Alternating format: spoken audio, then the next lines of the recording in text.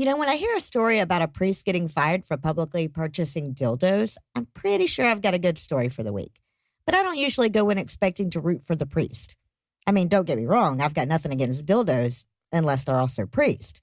But it turns out this one was about a female priest, and the dildos aren't the whole story. There's just the tip. So here's the story. Reverend Amy Butler was the senior minister at the Riverside Church of Manhattan, which is one of those churches most Christians fucking hate. It's a famously progressive church, which you already know, even if you've never heard of it because it had a lady priest. And apparently she was getting all uppity and pissing off the higher-ups by demanding unreasonable concessions like equal pay and punishment for sexual misconduct. Well, even in a progressive church, that put her on thin ice. So when headlines started popping up about her being seen exiting a sex shop, her superiors used it as an excuse to get rid of her. She was fired, despite that not being immoral, even by the teachings of that fucking church. Now, to be fair to all parties, the church leaders say it's not simply that she went to a sex shop. She also took 2 church employees with her, and one of them later said that it made them feel uncomfortable. And that is at least plausible. It was a voluntary trip, but when your boss says, hey, let's go buy some anal beads, there's already an issue whether you say yes or not. But regardless of their true motivation, it seems like the congregation isn't buying the official story.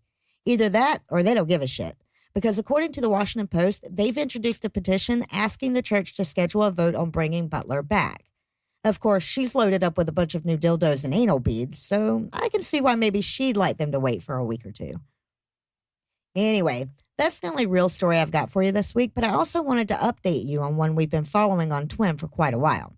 As you may recall, we've covered several stories recently about the rapidly expanding list of countries Stephen, Cooking Can Be Fun Anderson isn't allowed to visit. Well, it looks like we have and this is a real number, 33rd country to add to that list this week.